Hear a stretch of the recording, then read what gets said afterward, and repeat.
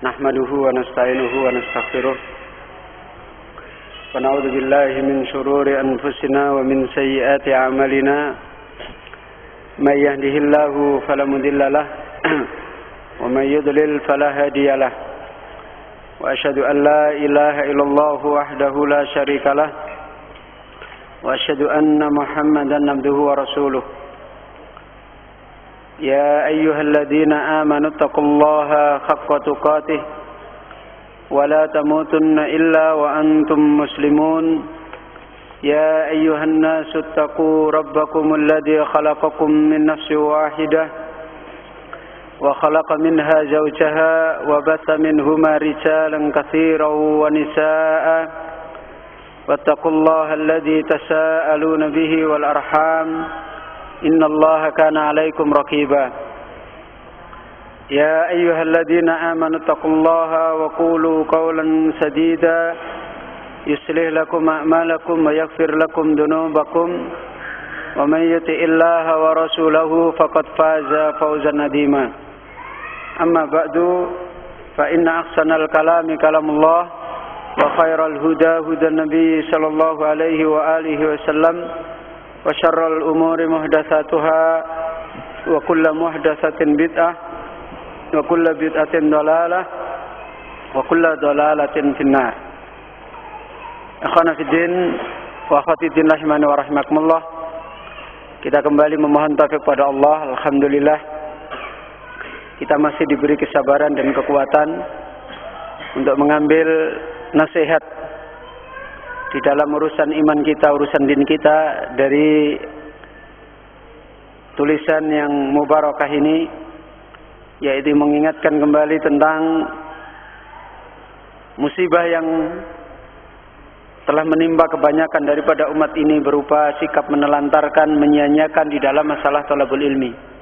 Mislu haula, kata beliau, maka kamu dapati orang-orang seperti ini, waqad yakununa fi bidayati amrihi min talabatil ilmi. Boleh jadi orang-orang seperti ini awalnya sudah belajar nuntut ilmu. Wah, tenanan ngomong sama ustadznya, ustadz saya mau belajar gini-gini. Ini gimana kalau ada enggak, saya akan sungguh-sungguh. Awalnya boleh jadi orang-orang seperti ini termasuk orang-orang yang menuntut ilmu.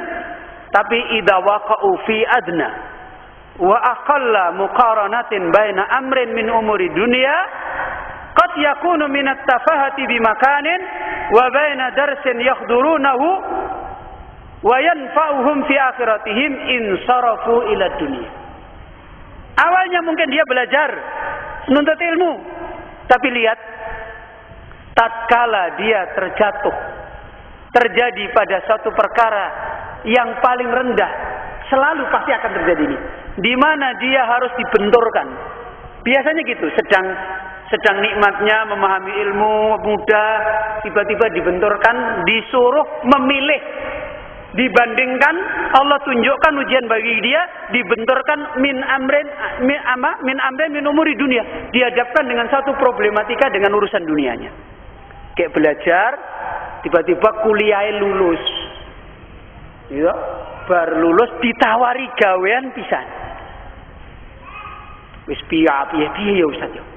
Piye kesimpulannya ya akhirnya izin Ustaz ya, saya akan nanti sungguh-sungguh belajar, ini tak selesaikan dulu. Ya, kesimpulannya kayak gitu. Ini fitnah ya ikhwan, fitnah, dan banyak ini terjadi. Ya, baru tekon-tekonnya belajar biasanya begitu. Tiba-tiba temannya datang, piye kerjasama enggak, ini ada proyek bagus ini. Duh ya, piye ya. Saya aku tak ngomong Ustazku sih. Nah, sudah. Rata-rata mayoritas itu seperti ini. Enggak mau, dunia datang, aku masih bisa makan. Dah, kasihkan aja yang lain. Ada yang begitu enggak? Aku masih bisa makan. Kasihkan dulu yang, kecuali aku sudah mau mati tidak bisa makan, mungkin baru saya mau. Kok jarang saya melihat orang seperti itu. Jadi penuntut ilmunya itu ternyata ketika diuji oleh Allah, urusan dunianya itu lebih tinggi. Seakan-akan kalau ini tidak dicapai kok piye gitu. Sudah. Ini yang banyak terjadi. Akhirnya apa? Padahal urusan yang ada ini Urusan yang ada dari dunia ini, ya, sebenarnya kalau nanti setelah ditempuh, dilalui, yang dia dapat itu cuma sedikit. Ketoknya dari awal, gajinya gede. 5 juta. Wah, kita lumayan 5 juta kok. Aku iso nyelengi, engko bar kuwi, wah tak kumpul-kumpul ke, aku keluar, aku nuntut ilmu lagi, wah insyaallah ndak ada masalah. Memangnya ini di surga. Ya, emangnya kita ini makhluk mati di dalam peti jenazah. Entuk duit terus duitnya semelen ning kono utuh. Baru jalan ke sana, mobilnya diserempet wong. Pruk. Masalah meneh. Baru jalan-jalan, motornya tiba. Pruk. Masalah meneh. Sesuai duitnya tadi yang hitungannya 5 juta itu ya garek 500. Garek. Kesimpulannya ternyata yang dia dapat nggak jauh beda ketika dia dulu belum dapat 5 juta. Podo. Innalillahi wa inna ilaihi raji'un. Coba ini dipahami, dipikirkan. Ini kenyataan, ini cerita yang betul-betul nyata.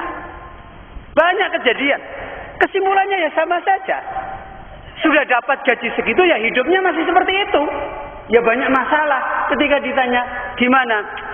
Ustaz, ini sakit lah, inilah. Ternyata juga saya tidak bisa, susah juga. Malah lagi ini disuruh sama pemimpin, disuruh cukur suruh inilah. Aduh, pusing saya. Lah yang nyuruh masuk ke liang pusing siapa? Ya kan gitu kan? Dulu kan sudah dikasih liang yang tenang. Lah kok cari bolongan sing kebak masalah. Ya sudah, hanya gara-gara 5 juta. Wah, 5 juta. Ini masalah wakil. Masalah yang banyak terjadi aktual di kalangan para thalibul ilmi, ini masalah aktual. Saya sering dapati kejadian-kejadian seperti ini. Barbarannya ya Ustaz, orang tua saya lah macam-macam udah akhirnya pergi. Setelah itu ya tidak pernah lagi kita dengar apa beritanya. Banyak masalah Ustaz. Jadi banyak masalah. Kesimpulannya sama saja. Ya. Maka inilah seperti yang diterangkan oleh beliau. Ketika pelajaran ada, ketika nuntut ilmunya nggak jadi, ya akhirnya izin. Padahal jelas-jelas ilmu ini akan mengantarkan dia yang jelas sebagaimana orang-orang solih. Akhirnya dia berpaling menuju kepada dunia tadi dan meninggalkan belajar. Apa kata beliau? Wa ka'annahum qad fukku min iqal. Innalillahi wa inna ilaihi raji'un. Dia itu seperti orang yang sedang apa? Fuku itu kalau diartikan dilepas, dibuka. Min iqal dari tali ikatan. Ibaratnya selama ini itu dibondo. Tahu dibondo? Diikat. Nuntut ilmu itu rumangsanya dibondo, diikat di penjara, baru itu pintunya dibuka. Wah, gimana? Seperti jaran kepang bedal-bedal itu. Alhamdulillah, aku diizinkan untuk pergi meninggalkan majelis ilmu. Nah, ini musibah, penyebab yang paling banyak terjadi. Begitu diizinkan sama ustadznya, pelang, sujud syukur dia. Sujud syukur. Orang tuanya mendengar, wah ustadzmu itu baik sekali. Dah. Istrinya, wah itu ustadz teladan itu. Muwafaqah. Dah, semua sepakat. Setelah dijalani, wong tuane ya sedih lah. Kenapa to nang kok akeh masalah, bojone ya gitu sedih. Ini juga sedih. Salahmu dhewe. Semua sesuatu dalam hidup itu sudah jelas. Jadi seperti orang yang dilepas dari tali ikatan, wa ka'annahum kanu fi dhari hadzal amr. Dia menuntut ilmu itu sepertinya apa? Momen sambil menunggu karir. Daripada belum dapat pekerjaan, thalabul ilmi dulu lah. Nanti kalau ada prospek, ya nanti kan ustadznya baikan. Minta izin kan diizinkan. Apalagi kalau ustadznya nanti bawain roti, bawain macam-macam. Lego. Lego ustadznya. Ya wes yang sabar ya nang. Innalillahi wa inna ilaihi raji'un. Ikhwana fiddin rahimahumullah. Ini nasihat beliau diungkapkan kembali ke sini. Ikhwani, limadza daiman nu'ti daniyah min dinina. Coba pikirkan. Wahai saudaraku, kenapa kita ini kalau sudah dalam urusan agama kita kasih yang paling turahan? Ya kan gitu toh? Kalau sudah mensikapi agama itu dikasih penyelesaian yang paling rendah, paling belakang. Urusan agama itu ditaruh pertimbangan yang paling terakhir. Innalillah. Kayak gini sikapnya orang beriman. Jadi kalau sudah urusan agama itu dikasih pertimbangan yang dani, yang rendah. Lima daiman idza waqana fi muqaranatin baina dunya wal akhirah ikhtarna dunya. Kenapa kita itu selalu kalau sudah diuji oleh Allah, dibenturkan antara urusan din dan urusan dunia, selalu mana yang kita pilih? Dunia, wes. Yang kita pilih itu mesti dunia. Begitu diuji gimana ini nih? Udahlah ini sementara gini dululah. Mesti dunianya yang didahulukan. Kenapa kita seperti itu? Salafi meneh. Ya, ajib. Dulu sahabat itu salafi sejati itu. Kampung halamannya, kekayaannya ditinggalkan karena mencari ridha Allah, pergi kemana? Ke Madinah. Menjadi orang fakir atau orang kaya di Madinah? Orang fakir, bojone ditinggalkan. Pantas kalau mereka dimuliakan oleh Allah. Pantas kalau kita itu dari dulu jarene Allah Maha menolong hambanya, ya ora pernah ditolongi. Ya pantas saja. Wong kita itu sikap kita kepada din seperti itu. Kalau sudah urusan din itu mesti nantilah masih ada jalan. Allah Maha Pengampun. Allah Maha menerima tobat. Yang penting kan belum yugorgir. Kan gitu toh. Nyawa kan belum di kerongkongan. Nanti kalau sudah mau kerongkongan aja kan langsung tobat bisa. Innalillahi wa inna ilaihi raji'un. Ikhwani rahimani. Naam. Inilah kejadian yang disebutkan oleh beliau. Maka kemudian beliau menerangkan wa li ila jihadil afatil khatirah. Akhi talibal ilmi alaika an ta'lam. Untuk mengobati penyakit fitnah ini, fitnah yang membahayakan ini, wahai saudaraku penuntut ilmu, maka kepada engkau harus mengetahui yang pertama, anna man yassarallahu lahu tariqal ilmi fa'arada anhu wa lam yulki lahu balan fa huwa mu'arradun li uqubatillahi subhanahu wa ta'ala wa sakhatuhu wa sakhatihi wa adabihi. Sesungguhnya orang yang Allah telah memudahkan jalan ilmu pada dia, maka dia akan berlari di dalam urusan daripada dunia. Walam yulki lahu balan,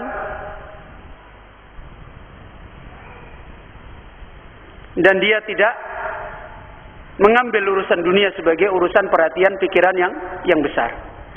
Fa huwa mu'arradun li uqubatillah. Kenapa? Karena urusan dunia adalah urusan yang lebih banyak dikaitkan dengan adabnya Allah Subhanahu wa taala. Asalnya dunia itu diberikan oleh Allah, dijadikan hiasan bagi orang beriman atau orang kafir. Gimana? Antum itu sering baca ayat Al-Quran enggak? Dunia itu diberikan oleh Allah asalnya untuk siapa? Orang beriman atau orang kafir? Hah? Orang kafir. Orang kafir. Makanya Allah mengatakan kepada Rasulullah, wala tu'jibka amwaluhum. Kan begitu? Janganlah harta-harta mereka, anak-anak mereka menjadikan kamu Muhammad kagum pada mereka. Kan begitu? Innama liyu'adzibahum biya. Kata Allah. Hanyalah asalnya Allah memberikan dunia itu menjadi adab bagi mereka. Hatta bagi orang yang beriman, dunia itu bisa menjadi adab. Kalau dia tidak mensikapi dunia dengan petunjuk Allah. Jadi adab enggak? Jadi adab. Berapa banyak orang-orang beriman disusahkan dengan dunianya. Walaupun akhirnya dia punya dunia, sengsara dia dengan dunianya. Kenapa? Karena dia tidak mensikapi dunia dengan petunjuk Allah. Sebagaimana kata Ibnul Qayyim dalam kitab Ighasatul Lahfan, orang akan diadab dengan dunia kecuali orang yang mensikapi dunia dengan dua perkara. Yang pertama, dia mengambil dunia untuk dia gunakan menolong beribadah kepada Allah. Baru dunia itu bisa menjadi kebaikan bagi dia. Tapi kalau dunia diambil semata-mata untuk mencari dunia, akan menjadi adab bagi dia. Yang kedua, dia tidak mengambil dunia itu illa biqadri hajatihim. Kecuali dengan apa? Sesuai dengan kebutuhan dia. Maka kalau orang mengambil dunia sudah berlebih-lebih, lihat orang-orang yang mereka mencari dunia secara israf. Bagaimana mereka? Disengsarakan oleh Allah dengan dunia mereka. Ya, lihat orang-orang koruptor. Disengsarakan oleh Allah kan? Dijadikan hidupnya hina kan? Bukan mulia, malahan apa? Hina. Ini perkara yang harus dipahami. Maka diterangkan diantaranya beliau menerangkan qala ba'du salaf. Sebagian para salaf telah menerangkan man hajaballahu anhul ilma adzabahu alal jahal. Orang yang ditutupkan oleh Allah tidak mendapatkan ilmu, maka Allah adab dengan kebodohannya. Jadi orang yang tidak meraih ilmu yang nafi itu hakikatnya diadab oleh Allah.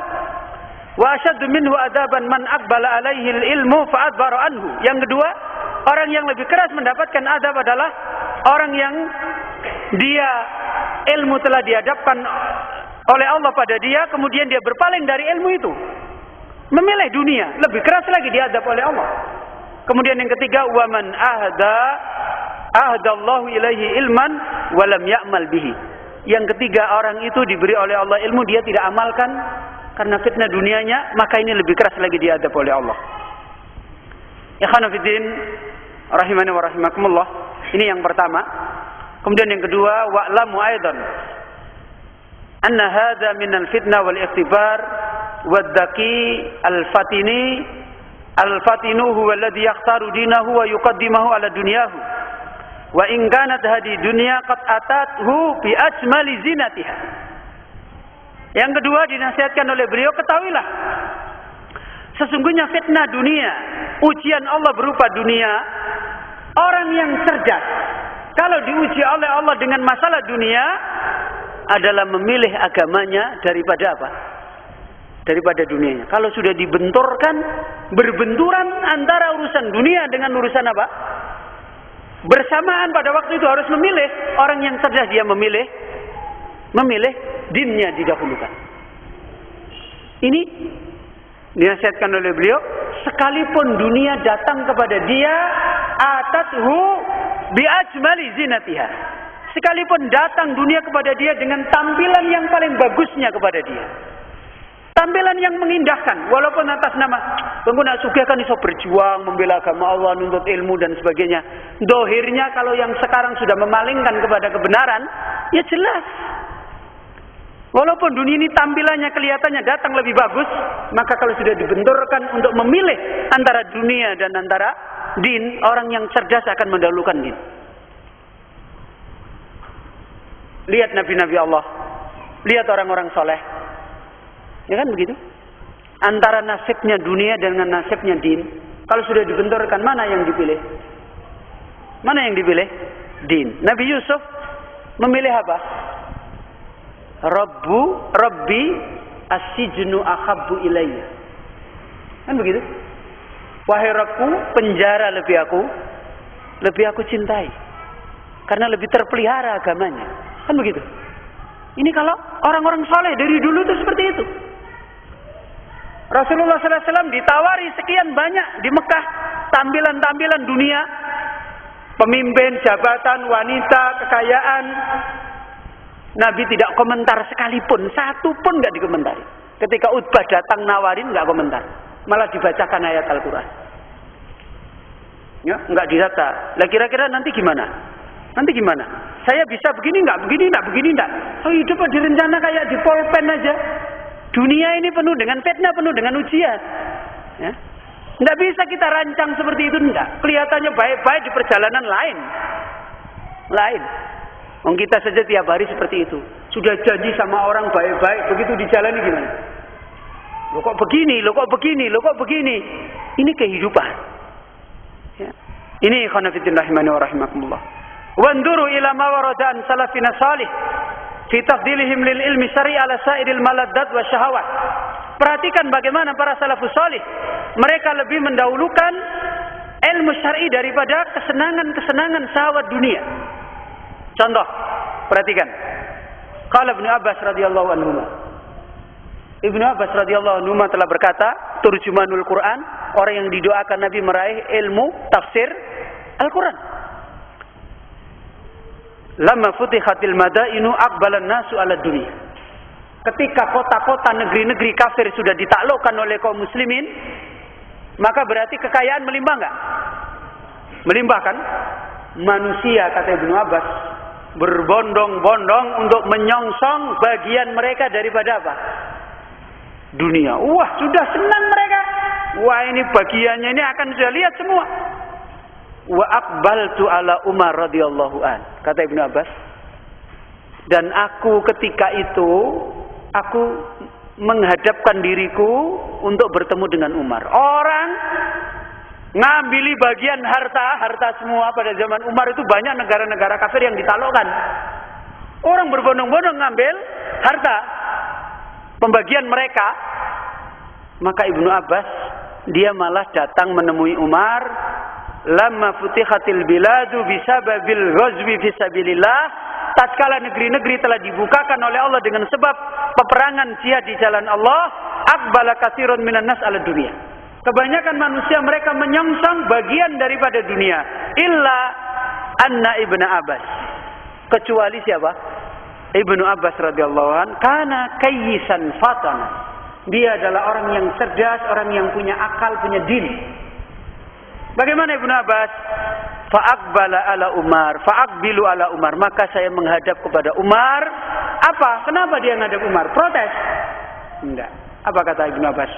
Ya ta'allamu minhu dinahu. Saya mempelajari agama yang dimiliki Umar, yang menjadikan sebab Allah muliakan Umar dan kaum muslimin.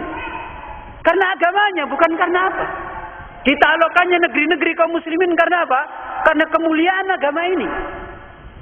Makanya Umar sampai mengatakan, kita orang Arab dulu orang terbelakang. Kita diangkat derajat kita, dimuliakan oleh Allah karena apa? Karena din kita. Maka barang siapa mencari kemuliaan selain din akan dihinakan oleh Allah. Lihat Ibnu Abbas mencari sebab dengan kemuliaan sesungguhnya. Dia mendahulukan dunia. Padahal ini dalam keadaan ikhtiar, memilih. Kalau dia ngambil dunia boleh enggak? Boleh. Ya kan? Boleh kan? Tidak dosa kan? Lihat. Ini dalam keadaan memilih, lebih berat lagi. Nah kalau dipaksa sih lain lagi persoalannya. Ini sama-sama mau ini boleh, mau ini boleh. Ini kalau bukan orang yang punya kekuatan untuk mendahulukan urusan din, tidak akan mudah. Ikhwan fillah rahimani wa rahimakumullah. Seorang penyair telah berkata, likulli bani dunya muradun wa maqsidun.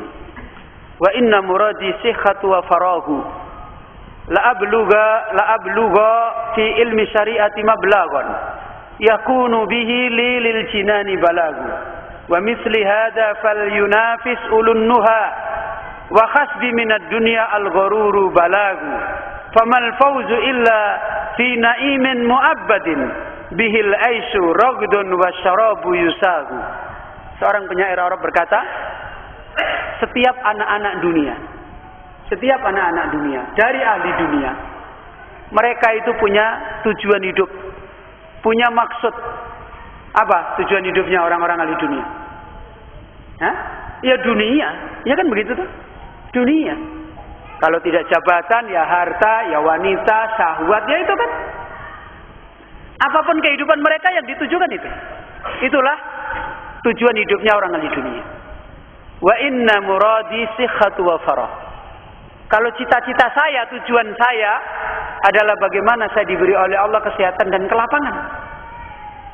Untuk apa? Li'ablugha fil ilmi syariah. Untuk aku bisa menempuh meraih apa? Ilmu syar'i.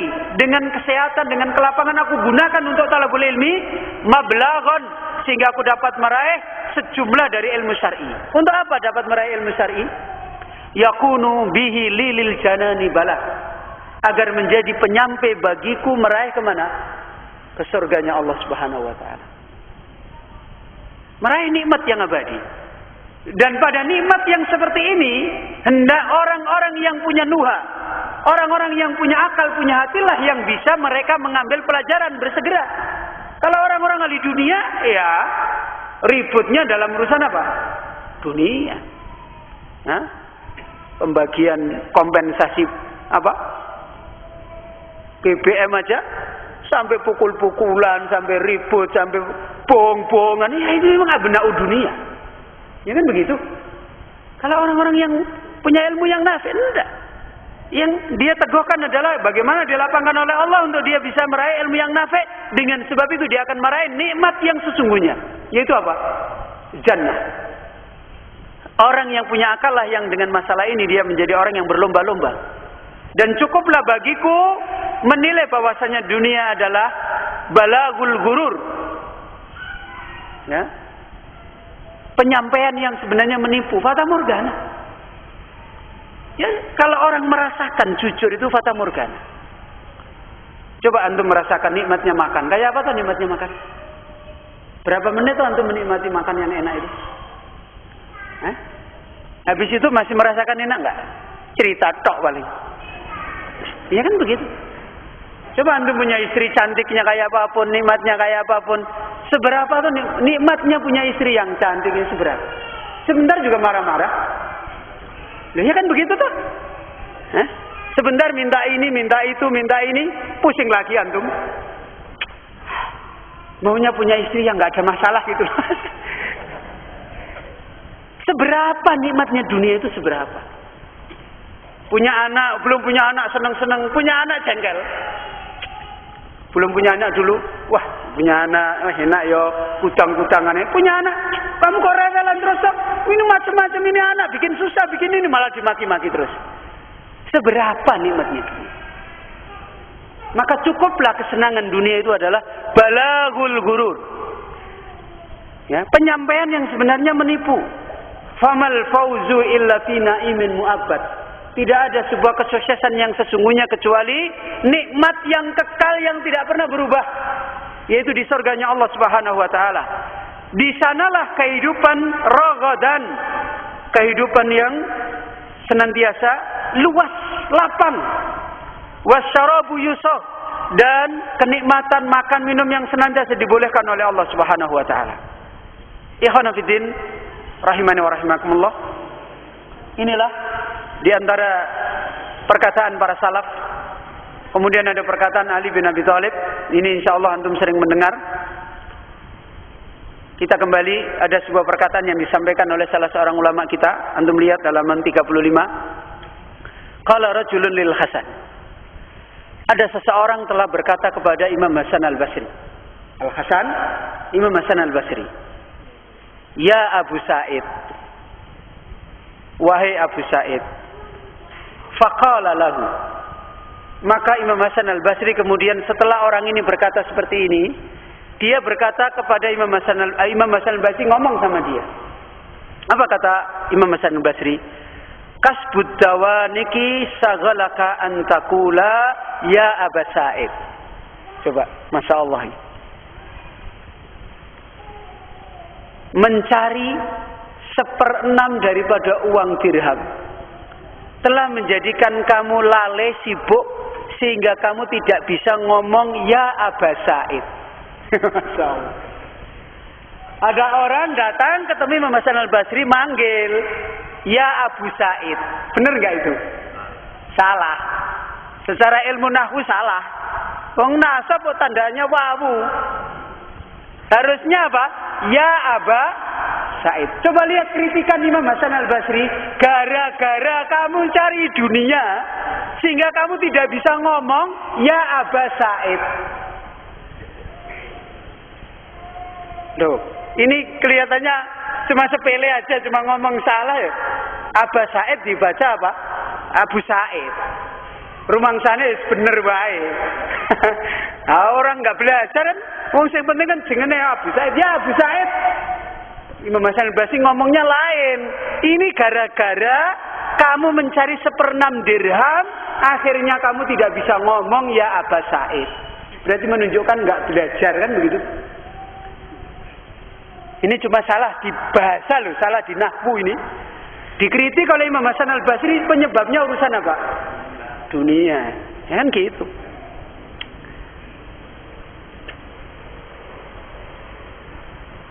Tadi, kemudian yang ketiga, antandura ila ma badalahu salafus salih fi sabili tahsili hadzal ilm. Kemudian yang ketiga, ikhwan fillah, kalau ingin mengetahui bagaimana permasalahan masalah menuntut ilmu dan masalah rizki, coba perhatikan sikap para salafus salih. Supaya kita punya contoh. Perhatikan bagaimana para salaf mereka mencurahkan jalan di dalam menuntut ilmu. Dia punya masalah di dalam masalah perekonomian apa tidak. Belum. Supaya kita itu tidak sedikit-sedikit problem. Ya. Justru para salaf itu meraih ilmu yang nafi' dengan problem perekonomian. Bahkan nambahi problem perekonomian. Itu para salaf. Seperti yang tadi kita sudah diterangkan, perkataan Ibnu Qasim ketika menerangkan Imam Malik. Bagaimana Imam Malik? Imam Malik mencari ilmu itu sampai menyebabkan apa? Bukan ekonominya bertambah. Nah, malah menyebabkan atap rumahnya roboh, tiangnya dijual. Kalau antum punya istri, antum menuntut ilmu seperti ini, terus gimana? Wah, suamiku gila ini. Orang nggak tahu gimana, masa menuntut ilmu kok seperti itu. Gulu. Istrinya punya dalil. La taghlu fi dinikum. Wah, tambah ngeri meneh. Jangan kamu gulu di dalam agamamu. Ini gulu ini. Masya Allah. Ikhwan fillah. Jadi masalah ini bukan masalah baru. Jadi contohlah mereka. Kalau mereka, ini Imam Malik sambil menjual tiang rumahnya. Wis ora iso ngomong. Udah gitu aja, selesai. Ya. Kemudian Yahya bin Ma'in tadi sudah diterangkan punya warisan berapa? Tadi 1 juta dirham. Entek dibuat nuntut ilmu sampai tidak bisa beli apa? Beli sendal aja nggak bisa. Habis. Nah, kalau orang punya suami seperti Yahya bin Ma'in terus istrinya piye gitu dinawi? Hah? Minta cerai katanya. Kalau minta cerai ya gampang, jawab aja dengan firman Allah, fa usarrihunna sarahan jamila. Saya akan lepas kamu dengan lepas yang baik. Ya udahlah gitu aja. Istrinya orang-orang beriman yang ada di surga tersenyum nanti. Ya kan tersenyum kan? Alhamdulillah. Nunggu dia, nunggu. Tenang aja. Ya. Mereka nunggu, lebih indah, lebih nikmat. Kalau istri di dunia rewel, dia lebih indah, lebih nikmat. Ya. Tapi kalau istri di dunia lebih baik, istri dunia lebih nikmat di surga daripada bidadari. Nah, silakan. Mau pilih jadi istri dunia yang rewel apa yang tidak rewel? Ya. Kemudian tadi sudah, kemudian sekarang yang keempat. Justru sebaliknya, ikhwan fillah. Cuma kembali kita pahami, rezeki itu kita yang rencanain atau Allah yang rencanain? Nah, kalau belum ada rezeki jangan rewel, gitu loh. Ya sudah, ini rencananya Allah belum dikasih. Jadi ini jangan disalahpahami. Rabi'an yang keempat. Halaman 36 itu tidak lupa, garis tebalnya lupa. Penuntut ilmu lupa garis tebal aja udah bingung nyari. Ya. Rabi'an yang keempat, hendaknya kamu mengetahui bahwasanya ilmu syar'i itu kalau kamu tekuni dengan ikhlas, Allah akan menjamin rezekimu. Tapi yang menjamin Allah loh ya, bukan ustadznya. Keliru. Yang menjamin itu Allah. Allah mau kasih kapan ya terserah Allah, jangan protes gitu loh. Jangan baru nuntut kapan aku harus belajar kok ora disugih-sugihno. Innalillahi wa inna ilaihi raji'un. Belajar sing digoleki sugih. Maksudnya rezekinya itu dijamin oleh Allah gitu loh. Itu yang penting, bagaimana dijamin oleh Allah. Jangan mikir aku kok mangan apa, yo mikir mangan apa bendino yo mangan, mikir mangan apa iki lho. Kecuali bendino tidak makan. Makanya kalau orang tolabul ilmi syar'i, Allah yang akan menjamin rezekinya. Pasti akan ditolong oleh Allah. Ada sebuah kejadian dalam asar, ya, Nggak usah saya bacakan secara lengkap, tapi isinya saya terangkan. Ini hampir sama dengan kasusnya Hasan al-Basri. Apa tadi Hasan al-Basri? Ada orang ngomong apa tadi?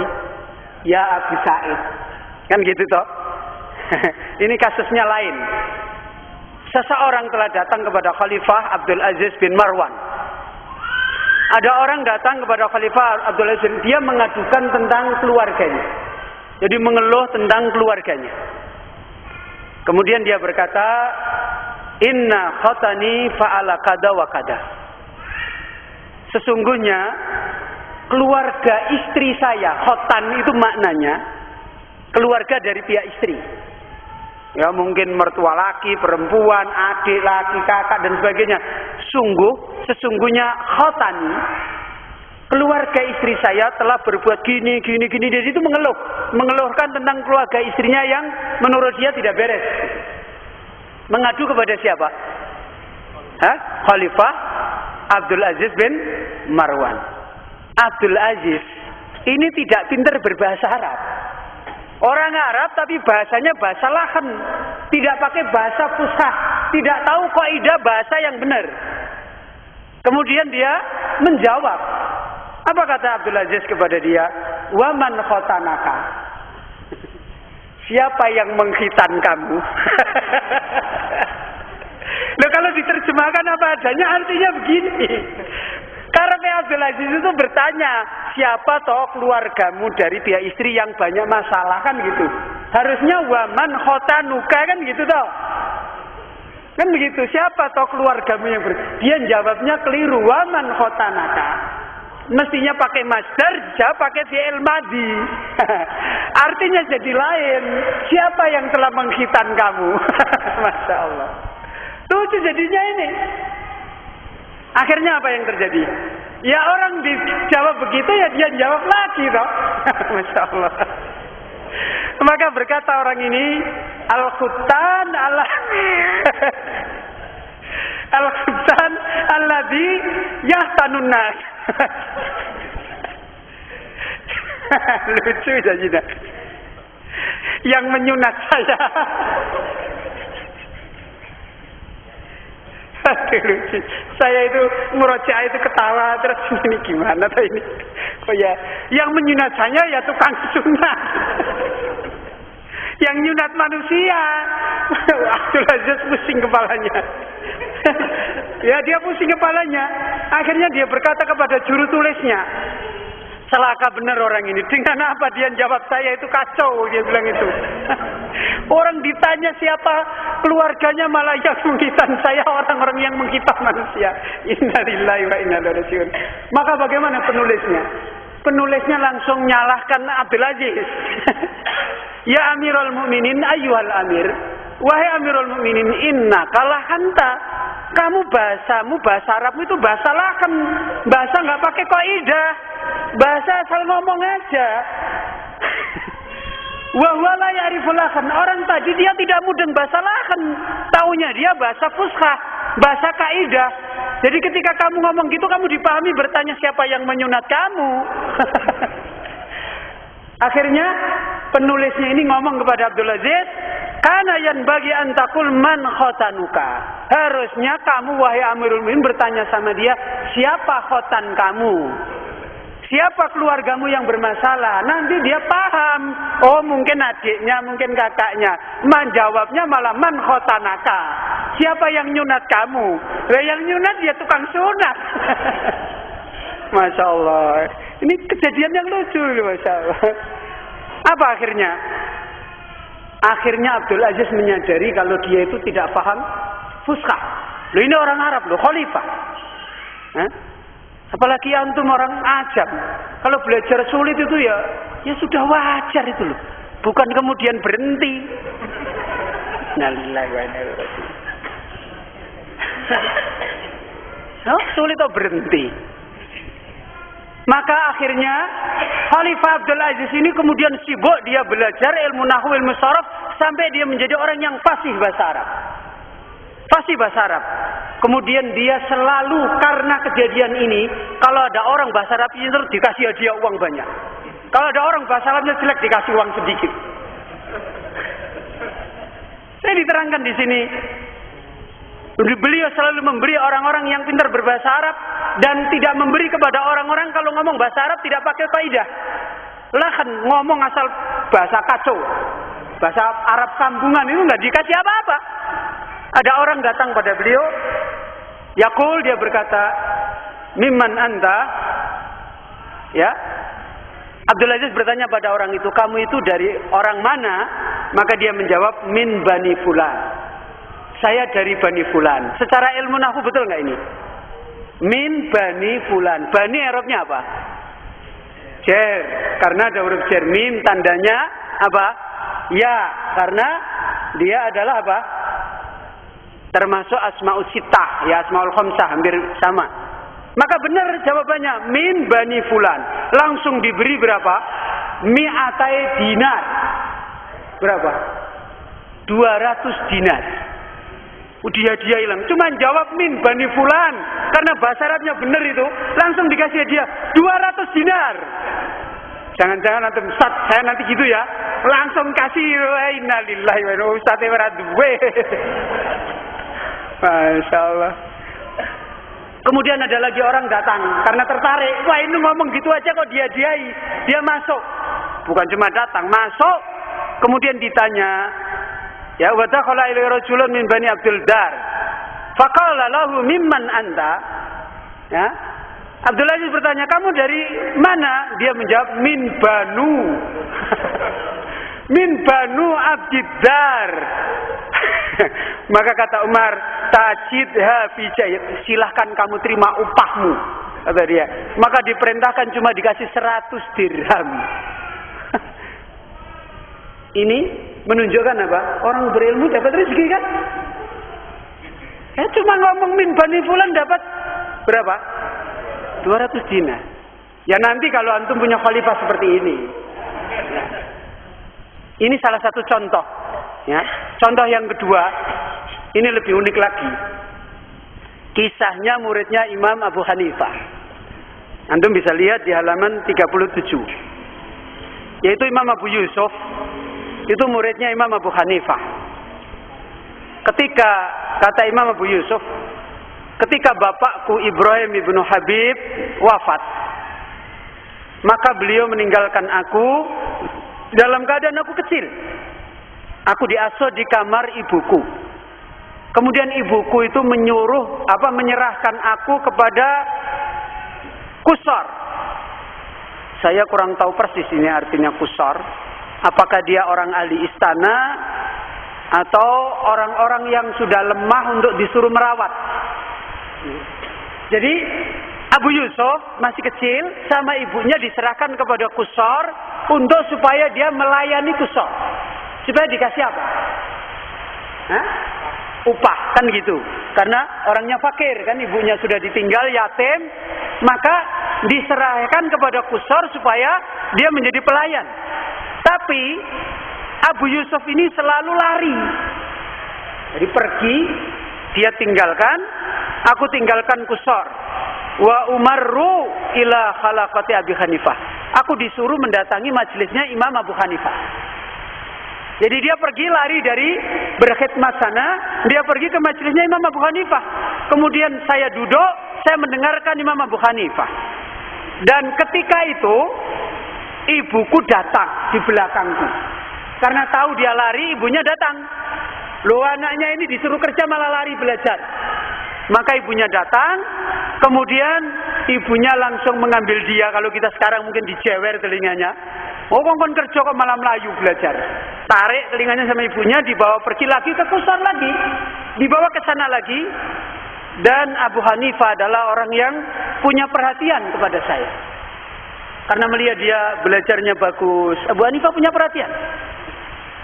Ketika Abu Hanifah melihat kedatangan Abu Yusuf belajar di situ dan melihat dia sangat gigih belajar, dan ketika ibuku sudah sering datang ke situ, sebentar aku ditarik dibawa ke sana. Bisa lagi datangi lagi, ditarik lagi bawa ke sana. Ketika seperti ini, tala alaihi harbi. Ketika aku terus lari, sering lari, ibuku datang lagi, aku lari lagi. Ibuku datang lagi, aku lari lagi. Maka akhirnya ibunya ngomong sama Abu Hanifah. Kata ibunya kepada Imam Abu Hanifah, anak ini ya terjadi kerusakan, ya tidak ada yang membuat kerusakan bagi anak ini kecuali engkau. Anak ini jadi bermasalah ini gara-gara kamu. Ya. Ini adalah anak kecil yang yatim. Dia tidak punya apa-apa. Loh, kalau kita bagaimana ini? Anak yatim loh. Ya kan? Harusnya dikasihani kan? Ini coba lihat ini. Yatim nggak punya apa-apa. Saya aja memberi makan dia dari hasil menenun. Ibunya ini kerja nenun. Tukang tenun. Dan saya ingin dia kerja supaya dia dapat upah 1/6 dirham untuk kebutuhan dirinya. Ini kata ibunya kepada Abu Hanifah. Maka bagaimana Abu Hanifah menjawab? Abu Hanifah berkata, pergilah wahai orang yang bodoh. Pergilah wahai ru'na. Ru'na itu orang yang tidak punya ilmu, orang bodoh. Pergilah wahai orang yang bodoh. Hadza huwa yata'allamu. Ini anak yang sekarang ini belajar, nanti akan makan kue puding yang pakai minyak kacang yang lezat. Kalau kita ini omongannya kan omongan guyon ya. Loh ini nanti belajar, besok ini makan puding yang enak pakai minyak dari kacang yang lezat. Ini udah makanan istimewa dulu. Hah? Kemudian apa? Kata ibunya, akhirnya ibunya jengkel. Ya. Dia pergi tinggalkan anaknya sama Bu Hanifah. Kemudian anta syaikhun qad kharifat. Kamu itu orang tua yang sudah kacau. Wadah ba'akluka, akalmu itu hilang. Wong edan innalillahi. Coba lihat ini bantah-bantahan rame. Masalah rezeki loh ini. Menuntut ilmu berbenturan dengan rezeki. Yatim lagi, antum tidak yatim. Sudah yatim lagi. Akhirnya apa kejadiannya? Akhirnya Abu Yusuf terus tetap belajar sama Abu Hanifah. Tidak mau lagi seperti itu. Sampai Allah memberikan ilmu yang bermanfaat. Akhirnya Abu Yusuf menjadi pembantunya Qadhi, duduk bersama dengan Khalifah Al-Rasyid. Duduk bersama dengan para Qadhi, hakimnya Khalifah Al-Rasyid. Kemudian makan bersama dengan makanannya Khalifah Al-Rasyid. Suatu ketika, kata Abu Yusuf, dia cerita, pada suatu hari ada orang memberikan hadiah makanan kepada Khalifah Harun Al-Rasyid berupa puding. Kata dia kepada Harun Al-Rasyid, wahai Harun, wahai Yakub, kul minhu, makan itu. Kata Khalifah kepada Abu Yusuf, itu kamu makan. Falaisa kulla yawmin yu'mal lana mislu. Tidak ada hari-hari kita itu makan istimewa kayak gini. Tidak setiap hari kita dibikinkan makanan puding yang istimewa seperti ini. Makan ini kesempatan emas. Kemudian apa? Fakultu wa ma hadhihi ya Amirul Mukminin. Wah, ini apa? Ini makanan apa ini? Terong apa-apa? Ini makanan apa? Saya tidak tahu ini makanan apa. Amirul Mukminin mengatakan, ini adalah puding yang dilumuri dengan minyak dari kacang.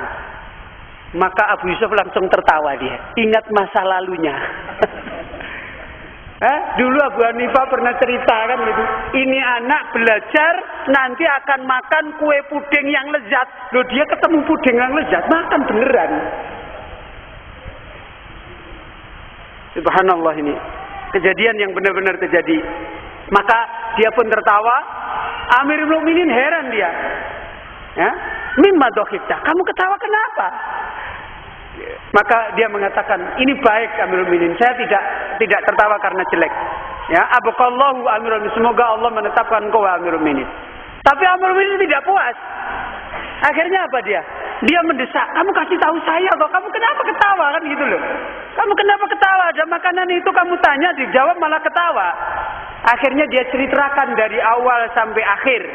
Dan Khalifah menjadi heran dia. Kok bisa kejadiannya sama persis? Kemudian dia berkata, Khalifah, demi Allah, demi umurku, sesungguhnya ilmu itu akan mengangkat derajat manusia. Ya kan lihat orang-orang berilmu walaupun dulunya menuntut ilmu sengsara, pada akhirnya dia dimuliakan oleh Allah, malah dunia berdatangan sama dia dan dia juga tidak banyak repot dengan dunia. Ya. Inilah perkara yang sebenarnya terjadi. Tapi biasanya kita ini kalau sudah diuji dengan dunia, ya, Masya Allah sudah fitnah. Ikhwan fillah rahimani wa rahimakumullah. Kemudian yang kelima. Yang kelima, sebagaimana dinasihatkan oleh beliau, ketahuilah annaka bi khirsika ala talabil ilmi syar'i sayakfikallah subhanahu wa ta'ala wa yubarik laha fi rizqika. Ketahuilah, kalau engkau memilih menuntut ilmu syar'i, maka urusan rizkimu akan dijamin oleh Allah. Itu pasti. Setidak-tidaknya sampai orang menuntut ilmu syar'i itu kelaparan mati tidak bisa makan itu. Insya Allah akan dijamin oleh Allah. Termasuk keluarganya akan dimudahkan oleh Allah. Ya. Hanya orang itu biasanya mengeluh. Bisa makan sehari satu kali mengeluh. Loh, orang ahli dunia aja banyak yang sehari sekali nggak bisa makan. Kita itu yang tidak bisa mensyukuri nikmat. Dicontohkan di sini oleh beliau Imam Sufyan Ats-Tsauri. Menuntut ilmu dalam keadaan yatim. Yatim. Bapaknya sudah meninggal dunia. Ya, hadza Sufyan Ats-Tsauri rahimahullah yaqul. Imam Sufyan Ats-Tsauri rahimahullah dia pernah berkata, "Lamma aradtu an atlubal ilma qultu." Ketika aku hendak menuntut ilmu maka aku berkata, karena ada masalah. Dia ngomong, mikir, merenung pada dirinya. Ya Rabbi, wahai Allah, innahu labudda li min ma'isah. Sungguhnya aku adalah orang yang mesti harus punya penghasilan. Ya, logis kan berpikir seperti itu? Anak yatim, nggak punya duit, nggak punya apa kan? Mau nuntut ilmu, dia butuh makan nggak? Butuh ini, butuh ini. Saya ini harus bisa menghidupi diri sendiri. Ya kan begitu? Dia mengadu kepada Allah, ya Rabb, sesungguhnya aku itu punya kebutuhan hidup. Wa ra'aitul ilma yadrus, dan aku melihat yudras, dan aku melihat ilmu ini sudah mulai hilang, ditinggalkan manusia. Ini dibenturkan kan dua pilihan, antara ngurusi rezeki yang dimakan dan antara apa? Memelihara ilmu. Apalagi pada zaman sekarang, ilmu ini saya lihat sudah ditinggalkan manusia. Pada zaman dulu ini, zamannya imam-imam, dia masih melihat ilmu itu justru banyak ditinggalkan manusia. Maka fakultu ufarrig nafsi li talabi. Ya Allah, lapangkan aku, jiwaku untuk menuntut ilmu. Kemudian qala wa sa'altu rabbi al-kifayah. Kemudian dia berdoa kepada Allah, minta agar di dalam jalan menuntut ilmu dicukupi oleh Allah Subhanahu wa taala. Harusnya seperti ini. Punya problem ekonomi, menuntut ilmu, ya Allah saya menuntut ilmu karena kamu, ikhlas. Saya mau jalan, ya Allah berilah aku rezeki supaya aku bisa menuntut ilmu. Sudah, menuntut ilmu jangan ditinggalkan. Apa yang Allah beri dari rezeki diterima, dinikmati. Seperti ini insya Allah thalabul ilm itu akan berjalan dengan baik. Akhirnya Pak, beliau memprinsipkan menuntut ilmu, akhirnya Allah memudahkan. Apa? Ibunya, seorang janda, rela membiayai anaknya menuntut ilmu dengan kerja meminta. Ini ibunya, ya. Sebagaimana diterangkan di situ, hatta kafalat lahu walidatuhu al-infaq alaihi. Bahkan ibunya yang nyuruh, kamu menuntut ilmu, saya akan biayai kamu. Ini Imam Sufyan Ats-Tsauri. Ibunya membiayai, faqalat ya bani utlubil ilma, wahai anak laki-lakiku, belajarlah kamu. Wa ana akfika bimaghzali, saya akan memberikan kehidupan bagimu, mencarikan rezeki dengan memintal tenun. Ini salah satu pelajaran. Orang-orang mulia senantiasa lahir dari ibu-ibu, wanita-wanita yang salihah seperti ini. Ini pelajaran. Ini ikhwan fillah. Akhirnya Imam Sufyan Ats-Tsauri, dia ibunya mencurahkan, membenarkan ibunya, kemudian mencurahkan, memudahkan dia sampai akhirnya menjadi orang Amirul Mukminin di dalam masalah hadis. Ini ikhwan fillah rahimani wa rahimakumullah. Kalau kita dibenturkan tentang masalah ini, nanti Allah yang akan mencukupi. Ya, insya Allah Allah yang memelihara kita. Masa orang yang menempuh jalan Allah akan dibiarkan oleh Allah? Orang kafir yang maksiat dari hari saja dikasih rezeki oleh Allah. Orang beriman mestinya seperti ini.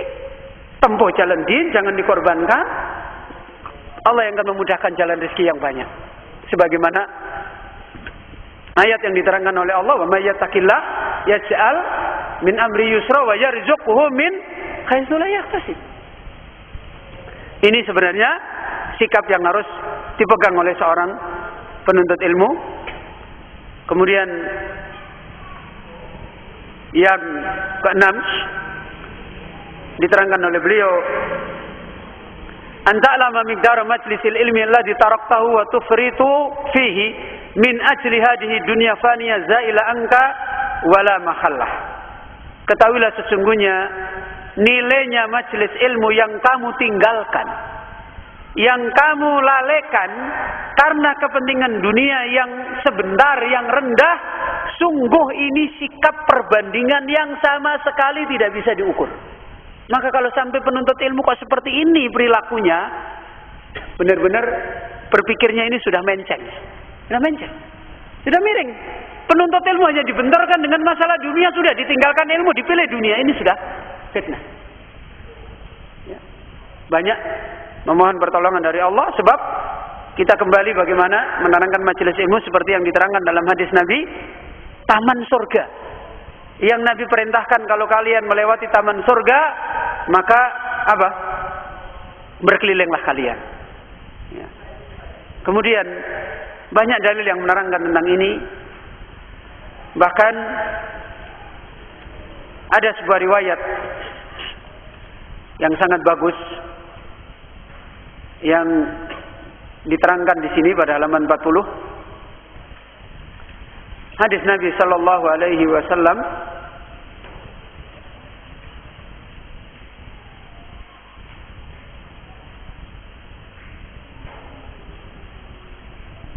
dan insyaallah juga hadis ini sudah sering kita dengar,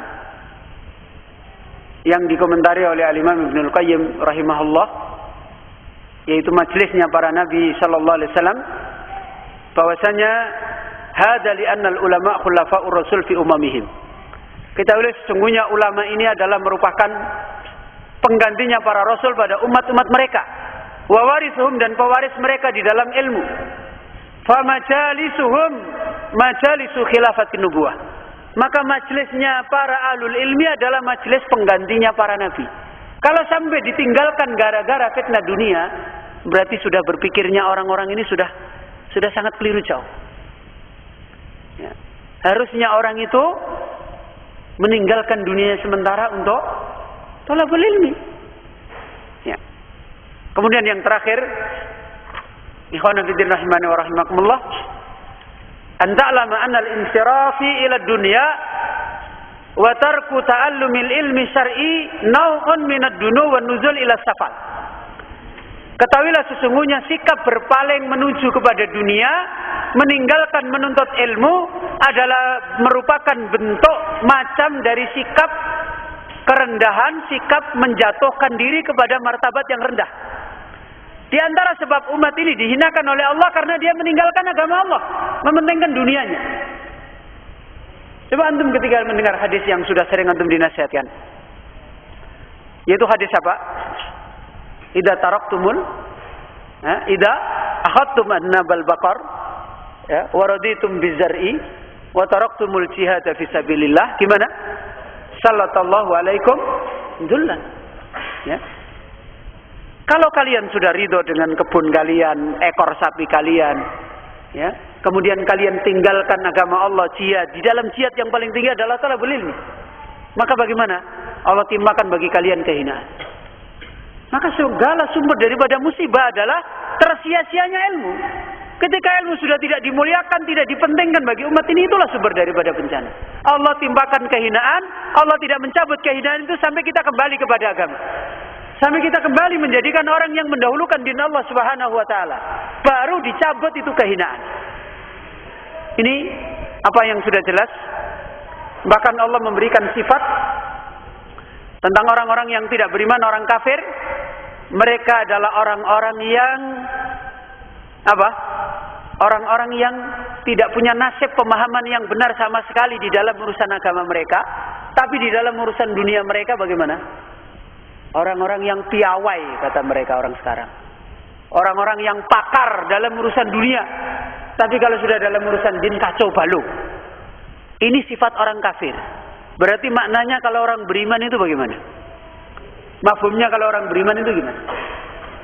Harusnya urusan din itu tidak ada istilah tawar-menawar. Urusan din, urusan dunia, ya diterima apa yang ada. Allah memberikan dunia pada orang beriman itu ada caranya sendiri. Jadi bukan kemudian malah justru ilmunya tentang dunia pinter, pakar, ahlinya. Tapi kalau sudah urusan din, ya semuanya udur. Al-afwu ya Ustaz, ya, a'tadirukum. Semua undur semua. Ya malah mendoakan Ustaznya, mudah-mudahan Ustaz diberi umur panjang, berjuang, kita semuanya bisa menikmati nikmatnya menjadi orang-orang Islam ini enak aja. Ya. Kelihatannya syar'i sekali, tapi dia nggak mau belajar. Ustaz itu kon dengar-dengar belajar, dia nggak mau belajar.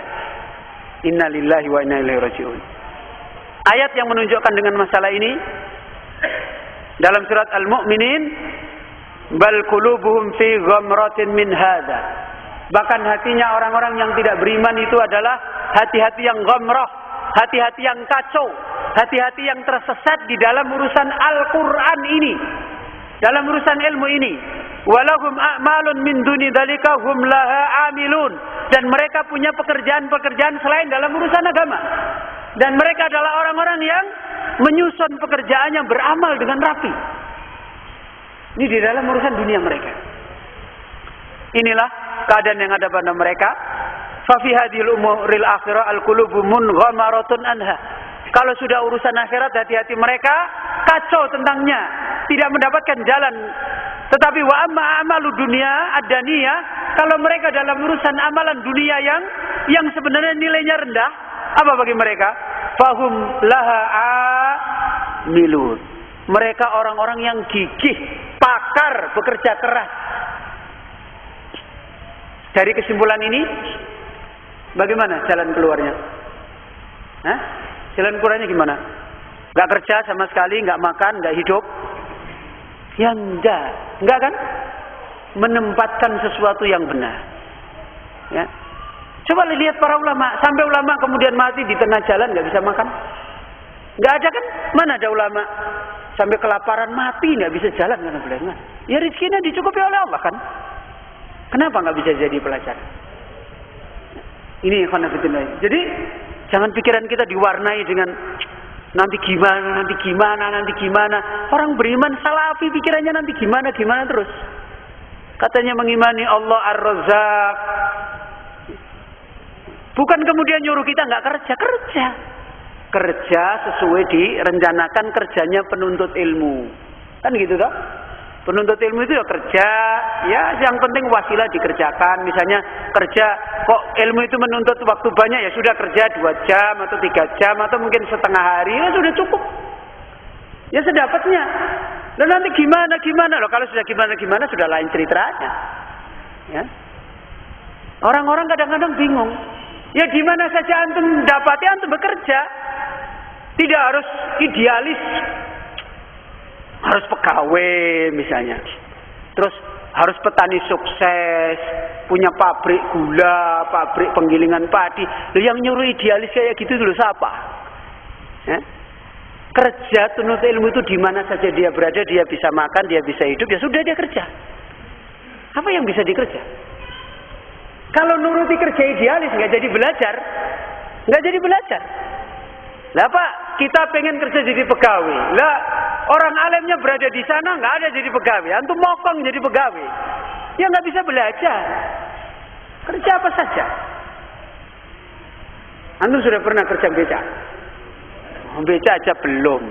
Hah? Oh sudah ada.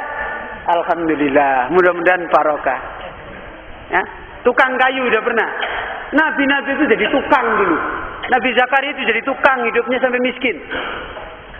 Apa saja bisa hidup dikerjakan. Bisanya jadi tukang beca, pas di situ bisa beca. Besok capek ada lagi apa, ganti lagi. Yang enggak apa-apa. Yang penting rezeki yang halal. Besok lagi jadi buruh kuli bangunan. Saya itu pernah jadi buruh kuli bangunan. Borong di rumah kopel, saya itu nggak bisa nukang batu, nekat. Itu loh rumah perumahan teman saya, yuk juga kerja yuk. Gimana? Stop ke sana aja. Saya itu belum pernah nukang batu selama ini. Akhirnya diajak ke proyek.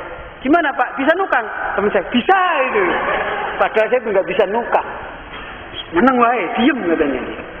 Saya cuma lihat-lihat gimana toh. Oh gitu toh, benangnya caranya nariknya gitu-gitu itu. Wis nyoba gawe. Ikut kerja, ya akhirnya bisa. Rakyat awalnya plecat-plecat diguyu uang, ya serapa-apa ya, akhirnya ya bisa. Sekarang nyusun batu mata merah, insya Allah dengan antum nggak kalah. Apa saja itu dilalui. Jadi buruh, antum pernah tempah padi?